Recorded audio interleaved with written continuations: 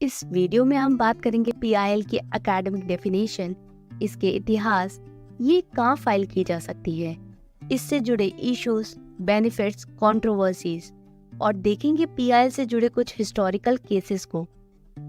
Definition note करने के लिए वीडियो को पॉज कर सकते हैं। पब्लिक इंटरेस्ट लिटिगेशन यानी पीआईएल या जनहित याचिका अदालत में पब्लिक इंटरेस्ट में दाखिल की जाने वाली लिटिगेशन या याचिका है। ये बेसिकली उन इश्यूज पर फाइल की जाती है जिनका इफेक्ट जनरल पब्लिक पर होता है, जैसे कि pollution, road safety, construction hazards etcetera. PIL locus standi जैसे लिबरल रोल की ब्रांच है। लोकस स्टैंडाई एक लीगल टर्म है जिसके अकॉर्डिंग सिर्फ वही पर्सन कोर्ट में पिटीशन लगा सकता है जिसके कॉन्स्टिट्यूशनल और लीगल राइट्स वायोलेट हुए हों। किसी भी थर्ड पार्टी या एसोसिएशन उसके बिहाफ में पिटीशन नहीं फाइल कर सकता। लोकस स्टैंडाई में लोकस का मतलब है जगह और स्टैंडाई मीन्स कार्यवाही का अधिकार। सो टेक्निकली पीआईएल और लोकस स्टैंडाई में यही डिफरेंस है कि पीआईएल पे थर्ड पार्टी पब्लिक इंटरेस्ट के लिए केस करते हैं और लोकस स्टैंडाई में इंडिविजुअल इंटरेस्ट होता है। उपेंद्र बख्शी ने, जो कि एक लीगल स्कॉलर है, इस लिटिगेशन को पब्लिक इंटरेस्ट लिटिगेशन का नाम दिया। इसके अलावा पीआईएल के और भी नाम हैं, जैसे social interest litigation, class action litigation और सोशल एक्शन लिटिगेशन। अमेरिका में पीआईएल को पब्लिक इंटरेस्ट लॉ के नाम से भी जाना जाता है। दुनिया की पहली पीआईएल अमेरिका में 1963 में फाइल की गई। क्लैरेंस अल्गिडियन नाम के व्यक्ति ने यूएस की सुप्रीम कोर्ट को लेटर लिखा कि फ्लोरिडा की ट्रायल कोर्ट ने उसके लिए लॉयर अपॉइंट करने से मना कर दिया है, जिससे उसके सिविल राइट्स वायलेट हुए। इसके जवाब में सुप्रीम कोर्ट के 9 जजेस की बेंच ने उसके लेटर को पिटीशन की तरह ट्रीट किया और प्रोसीजर्स को रिलैक्स करके उसकी प्ली एक्सेप्ट की। वहीं सोशल अनरेस्ट के चलते 1960s में अमेरिकन जुडिशरी ने हालात सुधारने के लिए पब्लिक इंटरेस्ट लॉ को भी इंक्लूड किया। इंडिया में पीआईएल का कॉन्सेप्ट 1979 में आया। जस्टिस पीएन भगवती और जस्टिस वी.आर. कृष्णा अय्यर पहले 2 जजेस थे जिन्होंने पीआईएल के कॉन्सेप्ट को बढ़ावा दिया। पब्लिक इंपॉर्टेंस वाले केसेस में प्रोसीजर टेक्निकलिटीज जैसे कि एफिडेविट फाइल करना, कोर्ट और जजेस को एड्रेस करना को रिलैक्स करते हुए ऑर्डिनरी लेटर को भी एज अ पिटीशन एक्सेप्ट किया। पहली पिटीशन 1979 में एक्सेप्ट हुई। एडवोकेट कपिला हिंगोरानी ने पटना की जेल से 40,000 अंडर ट्रायल्स को रिलीज कराने के लिए पिटीशन फाइल की। सुप्रीम कोर्ट की इस बेंच को लीड कर रहे थे जस्टिस पीएन भगवती, जिन्होंने इस पिटीशन को लोकस स्टैंडाई की जगह एक जनहित याचिका की तरह एक्सेप्ट किया और 40,000 अंडर ट्रायल्स के फेवर में जजमेंट दिया। इसके बाद से एडवोकेट हिंगोरानी को मदर ऑफ पीआईएल्स का नाम मिला, क्योंकि इस केस में एडवोकेट हिंगोरानी का कोई पर्सनल गेन नहीं था। सो इस केस के बाद पीआईएल्स को इंडियन जुडिशरी में एक परमानेंट जगह मिल गई। मेथडोलॉजी में हम बात करेंगे कि पीआईएल कैसे फाइल कर सकते हैं, कहाँ फाइल कर सकते हैं, किसके खिलाफ फाइल हो सकती है और कौन फाइल कर सकता है। पॉवर्टी या डिसेबिलिटी की वजह से इफ कोई इंडिविजुअल कोर्ट को अप्रोच नहीं कर पाता, तब ये पिटीशन किसी भी वॉलंटरी एजेंसी, पब्लिक पर्सनालिटी या इंडिविजुअल के थ्रू उसके लीगल और कॉन्स्टिट्यूशनल राइट्स को प्रोटेक्ट करने के लिए फाइल की जा सकती है। पीआईएल्स सुप्रीम कोर्ट में अंडर आर्टिकल 32 यानी राइट टू कॉन्स्टिट्यूशनल रेमेडीज और हाई कोर्ट में under article 226 power to issue certain writs में फाइल की जाती है। सेंट्रल और स्टेट गवर्नमेंट की अथॉरिटी जैसे कि parliament of India, state legislature या कोई भी लोकल अथॉरिटी जिसको गवर्नमेंट कंट्रोल करती है के खिलाफ पीआईएल फाइल की जा सकती है। पीआईएल किसी भी इंडिविजुअल के खिलाफ फाइल नहीं होती। वैसे तो चीफ जस्टिस ऑफ इंडिया या कंसर्न हाई कोर्ट के चीफ जस्टिस को एक लेटर या पोस्ट कार्ड लिखकर अपना इशू रेज कर सकते हैं, लेकिन पीआईएल फाइल करने का एक लीगल प्रोसेस है जिसमें हाई कोर्ट के केस में एप्लीकेशन की 2 कॉपीज सबमिट की जाती हैं और साथ ही एक एडवांस कॉपी रिस्पोंडेंट को दी जाती है। And in case of supreme court application की 5 कॉपीज फाइल की जाती है और रिस्पोंडेंट को कॉपी तभी दी जाती है जब कोर्ट उसके ऑर्डर करता है। PIL फाइल करने के लिए पिटिशनर को पर रिस्पोंडेंट 50 रुपए की कोर्ट फी देनी होती है। कुछ ऐसे पब्लिक इश्यूज जिनमें PIL फाइल की जाती है जैसे कि उपेक्षित बच्चे, बंधुआ मजदूरी के मामले, खाद्य पदार्थों में मिलावट, औरतों पर अत्याचार, पर्यावरण प्रदूषण, विरासत और संस्कृति का रखरखाव, टॉर्चर, हिरासत में हिंसा, कैदियों की सुरक्षा। PIL एक पब्लिक इंटरेस्ट टूल है जो अथॉरिटीज को अकाउंटेबल बनाता है और अथॉरिटीज पर एक चेक एंड बैलेंस रखता है कि वो अपनी पावर्स का लेजिट यूज करे और जनता के हित में फैसले ले। और कमजोर लोगों के लिए एक प्लेटफॉर्म है जिससे वो अपने राइट्स के लिए आवाज उठा सकते हैं। इंडियन कोर्ट्स जहां पहले ही 5 करोड़ केसेस पेंडिंग है, तो ज्यादा PIL आने से उनका बर्डन और बढ़ जाता है। और जब PIL में सिग्निफिकेंट पब्लिक इशू ना हो तो कोर्ट का समय भी बर्बाद होता है। एंड मोस्ट इम्पोर्टेंटली, क्रिटिक्स का कहना है कि जजमेंट होने के बाद उसको सक्सेसफुली लागू करवाने का सिस्टम नहीं है। कोर्ट्स के डायरेक्शन एंड ऑर्डर्स के एनफोर्समेंट पर जस्टिस PN भगवती का ये कहना है कि आर्टिकल 144 ये इंश्योर करता है कि सभी judicial, government and public authorities supreme court की डायरेक्शंस को मानने में हेल्प करेंगी। एल्स कोर्ट की अवमानना या कंटेम्प्ट ऑफ कोर्ट के लिए कोर्ट उन्हें पनिश कर सकता है। इस वीडियो पर अपने थॉट्स या सजेशंस जरूर कमेंट सेक्शन में शेयर करें। डीप लर्निंग चैनल को सब्सक्राइब करना ना भूलें और अगर वीडियो इन्फॉर्मेटिव लगी हो तो प्लीज लाइक करें and share it with your friends. Thank you for watching. Hi, इस वीडियो में हम बात करेंगे इंडियन कॉन्स्टिट्यूशन में दिए गए रिट्स की एकेडमिक डेफिनेशन, इसकी history, types of writs, supreme court और हाई कोर्ट की रिट्स पावर, डिस्कस करेंगे रिट से जुड़े कुछ लैंडमार्क केसेस और सॉल्व करेंगे सिविल सर्विसेज में पूछे जाने वाले क्वेश्चंस।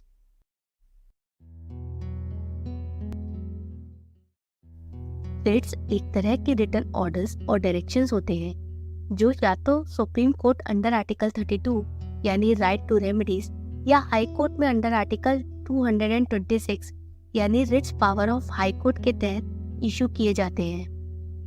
ये इंडियन सिटीजन्स को उनके फंडामेंटल राइट्स के उल्लंघन के खिलाफ संवैधानिक उपाय प्रदान करते हैं। सो रिट बेसिकली एक पिटीशन ही होती है जो इंडिविजुअल सुप्रीम कोर्ट या हाई कोर्ट में कोई स्पेसिफिक रिट इशू कराने के लिए फाइल करता है। 1950 से पहले ड्राफ्ट आर्टिकल 202 जिसमें पहले हाई कोर्ट की पावर्स मेंशन थी, तब रिट्स इशू करने की पावर सिर्फ कैलकाटा, बॉम्बे और मद्रास हाई कोर्ट के पास थी। लेकिन 7 जून 1949 से लेकर 7 सितंबर 1949 तक पार्लियामेंट में डिबेट के बाद आर्टिकल 226 ऐड किया गया, जिसके तहत सभी हाई कोर्ट्स को रिट्स इशू करने का अधिकार दिया गया। रिट्स का कॉन्सेप्ट ब्रिटिश लॉ से लिया गया है। इंग्लैंड में ये राजा की स्पेशल पावर थी जो अभी भी फाउंटेन ऑफ जस्टिस के नाम से जाने जाते हैं। प्रोहिबिशन रिट का मतलब है टू फॉरबिड या रोक देना।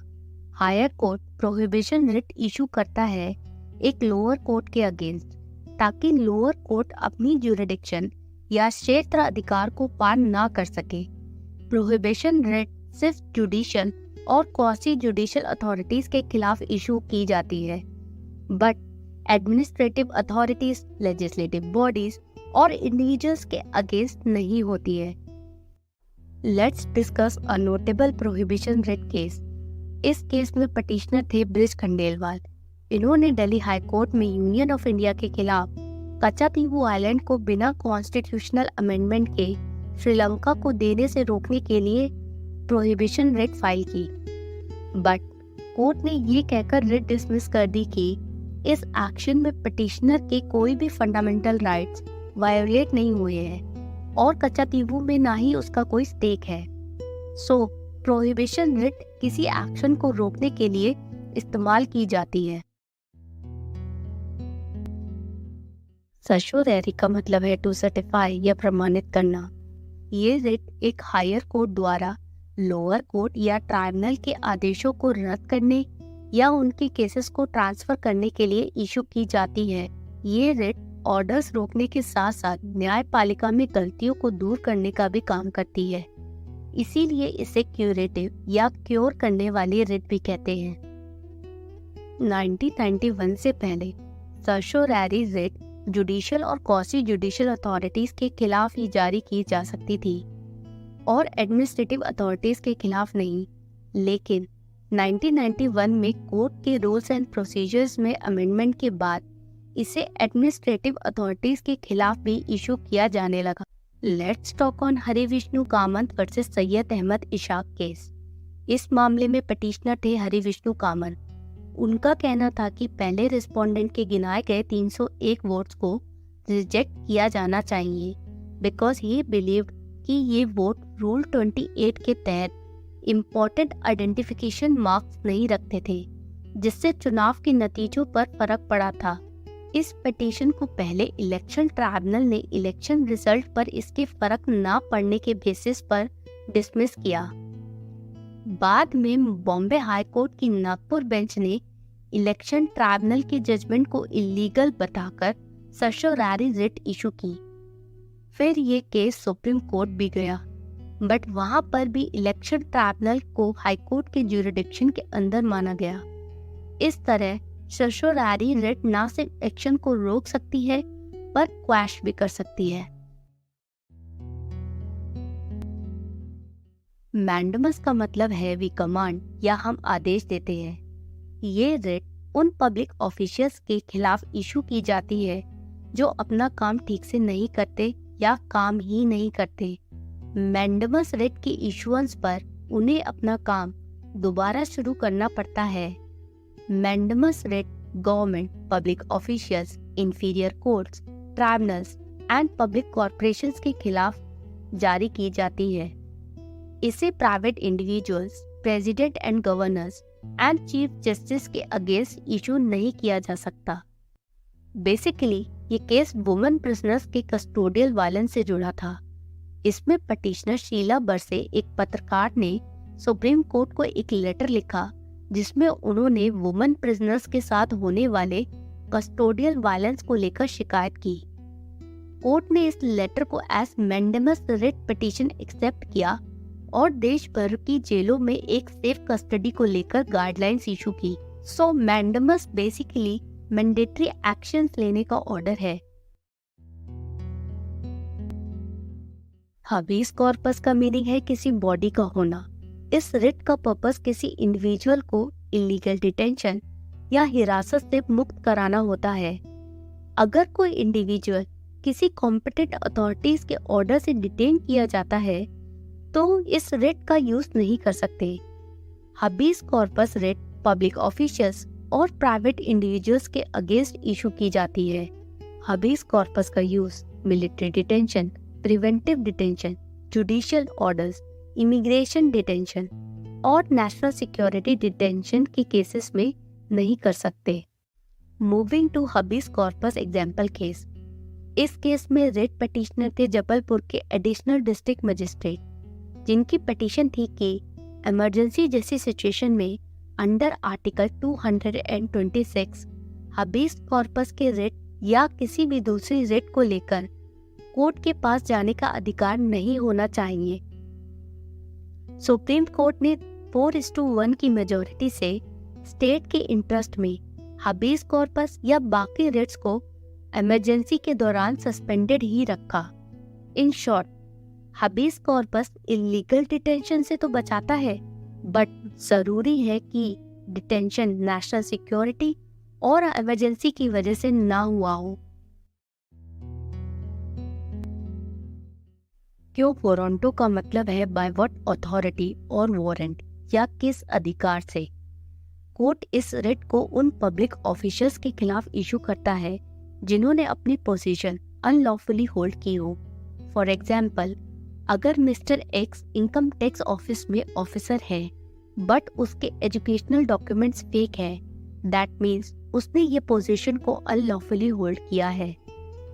ये रिट प्राइवेट इंडिविजुअल्स के खिलाफ इशू नहीं की जा सकती। Moving on to quo warranto writ case, ये इलीगली पोजीशन होल्ड करने का केस था। इसमें पिटिशनर जॉर्ज जोसेफ ने क्यो वारंटो रिट फाइल की against S Chandramohan. George Joseph का कहना था एस चंद्रमोहन का नाम सिलेक्शन कमेटी की लिस्ट में नहीं था।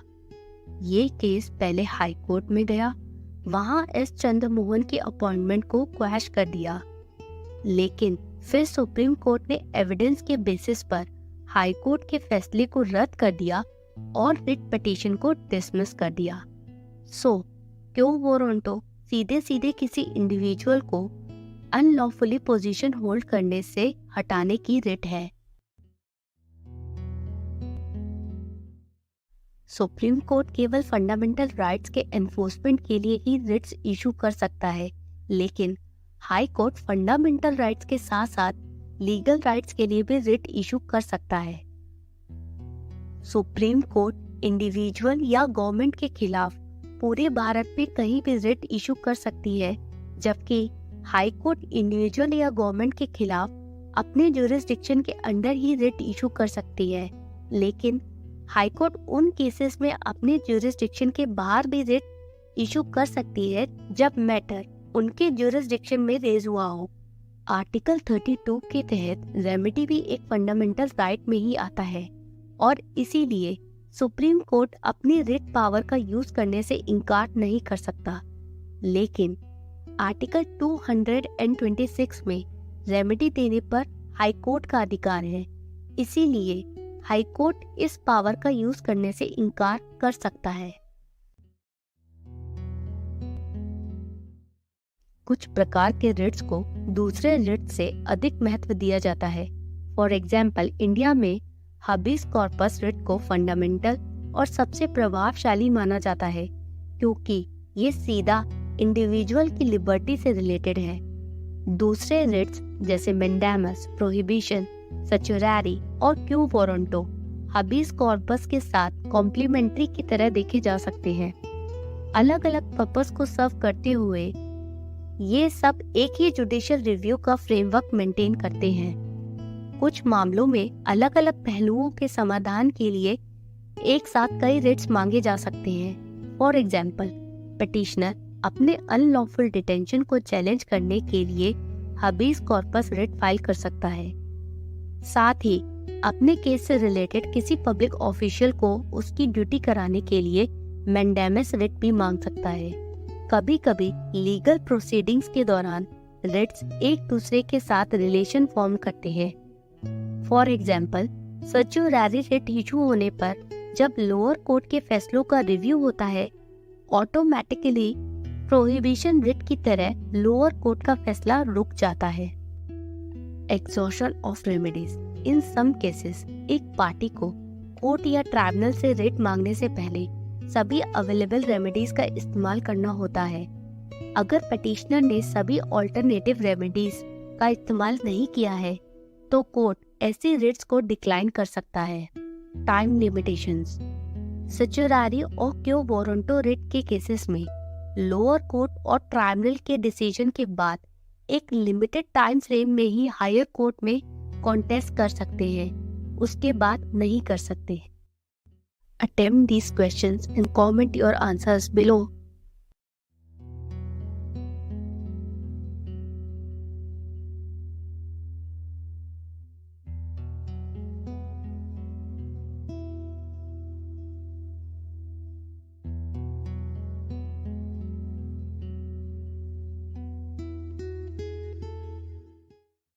इस वीडियो पर अपने थॉट्स या सजेशंस जरूर कमेंट सेक्शन में शेयर करें।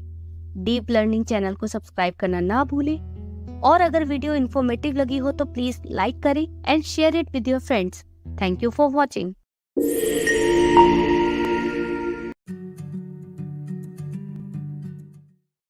क्या होता है जुडिशियल रिव्यू यानी न्यायिक समीक्षा? इस वीडियो में हम बात करेंगे कि जुडिशियल रिव्यू क्या है, इससे रिलेटेड कॉन्स्टिट्यूशनल प्रोविजंस, इसकी history, types of judicial reviews, इसके फीचर्स एंड लिमिटेशंस के बारे में। जुडिशियल रिव्यू यानी न्यायिक समीक्षा एक प्रिंसिपल है जिसमें जुडिशरी कार्यपालिका और विधायिका द्वारा किए गए एक्शंस को रिव्यू करता है। इंडियन कॉन्स्टिट्यूशन में स्टेट के 3 आर्म्स हैं, executive, legislative and judiciary. Constitution में सभी को इक्वल पावर्स दी गई है, लेकिन जुडिशरी के पास पावर है कि वो बाकी दोनों के एक्शंस को रिव्यू कर सकती है। आइए जानते हैं कौन कौन से आर्टिकल से जुडिशरी को ये पावर मिलती है। Judicial review word Indian constitution में कहीं मेंशन नहीं है, लेकिन अकॉर्डिंग टू आर्टिकल 13(2) ना यूनियन और ना ही स्टेट्स कोई ऐसा लॉ बना सकते हैं जो इंडियन सिटीजन्स के फंडामेंटल राइट्स को हटाए या सीमित करे, और जो भी ऐसे लॉ बने होते हैं उन्हें वॉइड माना जाता है। सुप्रीम कोर्ट और हाई कोर्ट की जुडिशियल रिव्यू की पावर्स आर्टिकल 32 और 226 में गिवन है। ये पावर्स फंडामेंटल राइट्स को एनफोर्स और प्रोटेक्ट करने के लिए दी गई हैं। आर्टिकल्स 131 से 136 के अंडर कोर्ट को individual disputes, individual and state disputes and state and union के बीच डिस्प्यूट्स को सेटल करने की पावर्स मिलती हैं, लेकिन कोर्ट को कॉन्स्टिट्यूशन के प्रोटेक्शन के लिए उसके प्रावधानों को इंटरप्रेट करना पड़ सकता है, और सुप्रीम कोर्ट का इंटरप्रिटेशन लॉ बन जाता है और देश की बाकी सभी कोर्ट्स के लिए बाइंडिंग होता है। अंडर आर्टिकल 137 सुप्रीम कोर्ट को अपने ही जजमेंट्स या ऑर्डर के रिव्यू की स्पेशल पावर्स दी गई हैं। आर्टिकल 245 के अकॉर्डिंग पार्लियामेंट और स्टेट लेजिस्लेचर की पावर्स को संविधान के प्रावधानों के अनुसार ही रहना चाहिए। अंडर आर्टिकल 246(3) विधानसभा को स्टेट लिस्ट में गिवन मैटर्स पर लॉ बनाने की पावर मिलती है। आर्टिकल्स 251 एंड 254 ये बताते हैं कि अगर यूनियन और स्टेट की लॉ में कोई इनकंसिस्टेंसी होती है तो यूनियन का लॉ प्रिवेल करेगा और स्टेट का लॉ वॉइड माना जाएगा। एट लास्ट आर्टिकल 372(1) में प्री कॉन्स्टिट्यूशनल या संविधान बनने से पहले के लॉज का भी जुडिशियल रिव्यू किया जा सकता है। लेट्स सी जुडिशियल रिव्यू से जुड़ी हिस्ट्री। इंडिया में जुडिशियल रिव्यू कब और कहां से आया? जुडिशियल रिव्यू का कॉन्सेप्ट ओरिजिनली यूनाइटेड स्टेट से आया, जहां सुप्रीम कोर्ट ने लॉज को रिवोक करने की पावर एस्टेब्लिश की। भारत में जुडिशियल रिव्यू का कॉन्सेप्ट यूएस कॉन्स्टिट्यूशन से लिया गया, लेकिन इसे इंडियन कॉन्स्टिट्यूशन के अकॉर्डिंग मॉडिफाई किया गया। जुडिशियल रिव्यू की शक्ति को पहली बार सुप्रीम कोर्ट ने Shankari Prasad versus union of India case में यूज किया, जहां ये कहा गया कि अंडर आर्टिकल 368 कॉन्स्टिट्यूशन में पार्लियामेंट की अमेंडिंग पावर पर कोई लिमिट नहीं है, यानी पार्लियामेंट कॉन्स्टिट्यूशन के किसी भी पार्ट को अमेंड कर सकता है। लेट्स सी कितने टाइप के जुडिशियल रिव्यूज हैं। जुडिशियल रिव्यू को जस्टिस सैयद शाह मोहम्मद कादरी ने 3 कैटेगरीज में क्लासिफाई किया, that is legislative actions, administrative actions and judicial orders. Legislative actions का जुडिशियल रिव्यू ये इंश्योर करता है कि लेजिस्लेचर के द्वारा बनाए गए लॉज कॉन्स्टिट्यूशन के अकॉर्डिंग सही है या नहीं, यानी इसमें ये चेक किया जाता है कि कोई लॉ सिविल राइट्स या कॉन्स्टिट्यूशनल प्रोसीजर को वायलेट करता है या नहीं।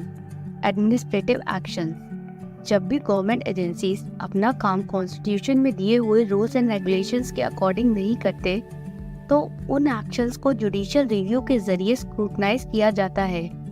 इसका पर्पस है संविधान में दिए हुए प्रिंसिपल्स को एनफोर्स कराना और सरकारी एजेंसीज को अकाउंटेबल बनाए रखना। जुडिशियल ऑर्डर्स, इस रिव्यू सिस्टम में कोर्ट खुद के दिए हुए ऑर्डर्स एंड जजमेंट्स को भी रिव्यू कर सकता है। Kesavananda Bharati versus state of Kerala case में सुप्रीम कोर्ट ने लैंडमार्क जजमेंट दिया था। इसमें पिटीशनर थे श्री केशवानंद भारती, जो हेड थे हिंदू रिलीजियस मठ ऑफ केरला के। इन्होंने 24th अमेंडमेंट, जिसमें कॉन्स्टिट्यूशन को अमेंड करने की फुल पावर पार्लियामेंट को दी गई और प्रेसिडेंट के लिए कंसेंट देना कंपलसरी कर दिया गया।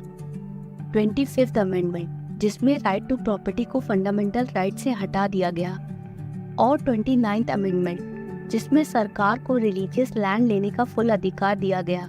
इन्हीं कॉन्स्टिट्यूशनल अमेंडमेंट्स को चैलेंज किया था। उनका कहना था कि ये अमेंडमेंट्स हमारे सिटीजन्स के फंडामेंटल राइट्स को एंड कॉन्स्टिट्यूशनल में गिवन जुडिशियल पावर को कम करते हैं। सुप्रीम कोर्ट ने 7:6 की मेजॉरिटी से जजमेंट दिया कि basic structure of the constitution, जैसे कि fundamental of the constitution, democracy, federalism, secularism and rule of law को पार्लियामेंट में अंडर आर्टिकल 368 में अमेंड नहीं कर सकते। और कोर्ट का ये भी कहना था कि कोर्ट की power of judicial review basic structure of the constitution का ही हिस्सा है, उसको भी पार्लियामेंट अमेंडमेंट से खत्म नहीं कर सकता। इस तरह लेजिस्लेटिव एक्शंस का जुडिशियल रिव्यू किया गया और जुडिशरी सिस्टम को अपग्रेड किया गया। Let's discuss the features of judicial review. Article 32 और 226 के तहत नागरिक सुप्रीम कोर्ट या हाई कोर्ट दोनों के पास जा सकते हैं अगर उनके फंडामेंटल राइट्स या लीगल राइट्स का उल्लंघन होता है, लेकिन कॉन्स्टिट्यूशन को इंटरप्रेट करने का अंतिम अधिकार सिर्फ सुप्रीम कोर्ट के पास है।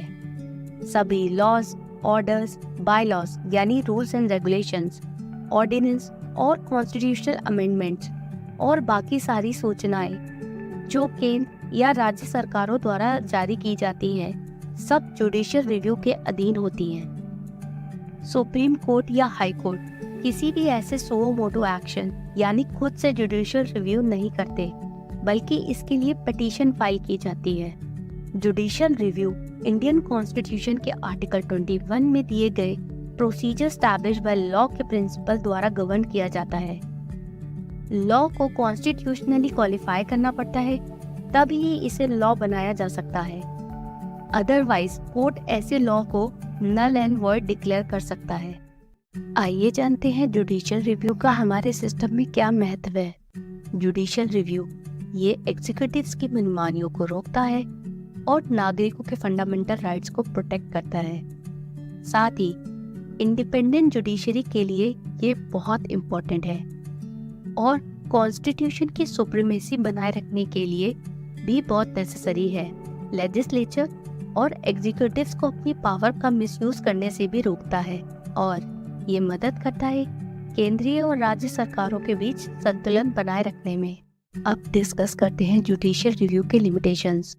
जुडिशियल रिव्यू सरकार की फंक्शनिंग को लिमिट करता है, बिकॉज इसमें सिर्फ यही देखा जाता है कि डिसीजंस और पॉलिसीज बनाने का सही प्रोसीजर फॉलो किया गया है या नहीं, लेकिन डिसीजन का रिव्यू नहीं करते, सिर्फ वायलेशन का रिव्यू करते हैं।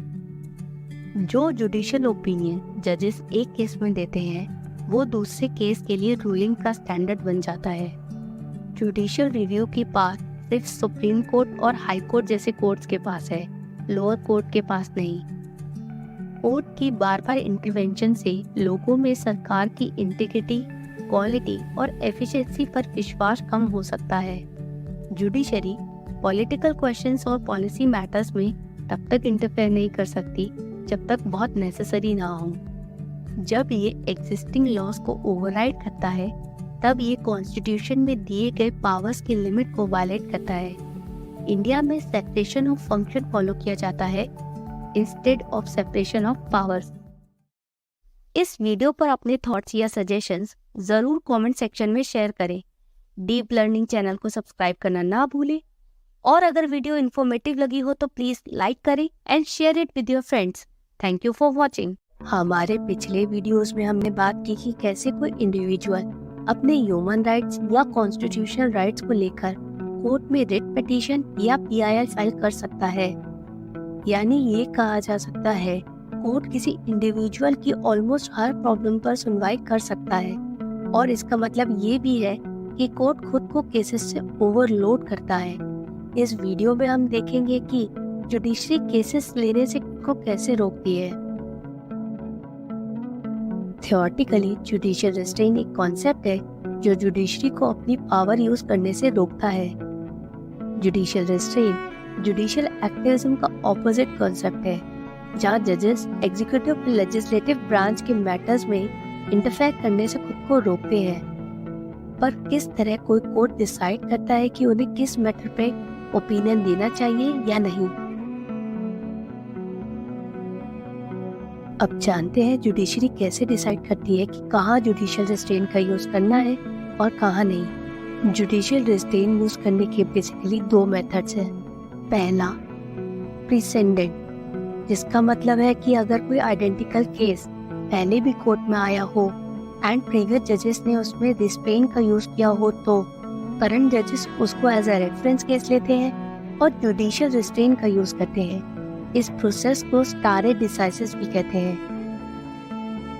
दूसरा, जजेस कॉन्स्टिट्यूशन के फ्रेमर्स के पॉइंट ऑफ व्यू, जिसमें जुडिशरी, एग्जीक्यूटिव और लेजिस्लेटिव की पावर्स को अलग अलग रखा गया है। उस सेपरेशन ऑफ पावर को ध्यान में रखकर जुडिशियल रिस्ट्रेन का इस्तेमाल करते हैं। उनका कहना है कि वो उनके काम को रिव्यू तो कर सकते हैं बट उनको काम कैसे करना चाहिए ये नहीं बता सकते। जुडिशियल रिस्ट्रेन को यूज करने के रीजंस। पहला, एग्जीक्यूटिव और लेजिस्लेटिव के काम में इंटरफेयर करने से सेपरेशन ऑफ पावर का प्रिंसिपल वायलेट होगा। सो जुडिशियल रिस्ट्रेन रोकेगा जुडिशरी को अपनी पावर का ओवर यूज करने से, जिससे बाकी दोनों ब्रांचेस अपना काम सही से कर पाए। दूसरा, इफ एडमिनिस्ट्रेटिव अथॉरिटीज के काम को ओवर एंड ओवर रिव्यू या क्रिटिसाइज किया जाएगा तो इससे उनकी एलिजिबिलिटी और कैपेबिलिटी पर सवाल उठेगा। तीसरा, इंडियन कोर्ट्स के पास ऑलरेडी एक ह्यूज पेंडेंसी है, सो जुडिशियल रिस्ट्रेन जुडिशरी को पेंडिंग केसेस खत्म करने में भी हेल्प करता है। और चौथा, भारत जैसे किसी भी लोकतांत्रिक देश में जहाँ सरकार लोगों द्वारा चुनी जाती है, वहाँ लोगों का हक है कि वो चुनी हुई सरकार से काम कराए या ना करने पर प्रोटेस्ट करे, जो किसी भी डेमोक्रेसी में रिफॉर्म्स का कैटलिस्ट है। Let's understand judicial restraint with the help of some cases. Almitra Patel versus union of India. इस केस में पिटिशनर थी अलमित्रा पटेल। इन्होंने कोर्ट से अपील की कि कोर्ट एमसीडी को ऑर्डर करे कि वो दिल्ली साफ रखे। इस पर कोर्ट ने कहा कि इस अपील पर ऑर्डर नहीं दिए जा सकते क्योंकि कोर्ट म्युनिसिपल कॉरपोरेशन के काम ना करने पर तो डायरेक्शन दे सकती है, लेकिन कॉरपोरेशन को अपना काम कैसे करना चाहिए वो नहीं सिखा सकती। SR Bommai versus union of India. इस केस में पिटिशनर थे एसआर बोमाए। जब कर्नाटका में उनकी सरकार को गिराकर प्रेसिडेंट रूल लगाया गया तब पिटिशनर ने इसको सुप्रीम कोर्ट में चैलेंज किया। इस पर सुप्रीम कोर्ट ने कहा कि कॉन्स्टिट्यूशन का आर्टिकल 356 पॉलिटिकल डोमेन में है और कोर्ट पॉलिटिकल डिसीजंस को एग्जामिन करके सेंटर की विजडम को क्वेश्चन नहीं कर सकता और कोर्ट इसमें पढ़ने से अवॉइड करेगा।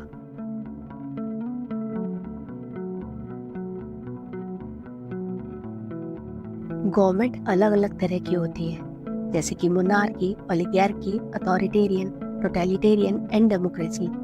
लेकिन डेमोक्रेसी बाकी टाइप्स ऑफ गवर्नमेंट से अलग है क्योंकि डेमोक्रेसी में देश को लोगों द्वारा चुनी हुई सरकार चलाती है, तो लोगों को डेवलपमेंट एंड बेसिक एमिनिटीज से जुड़ी प्रॉब्लम्स लेकर गवर्नमेंट के पास जाना चाहिए क्योंकि जुडिशरी लॉ नहीं बना सकती, बल्कि इसका काम सिर्फ डिस्प्यूट रिजॉल्व करना और जस्टिस दिलाना है।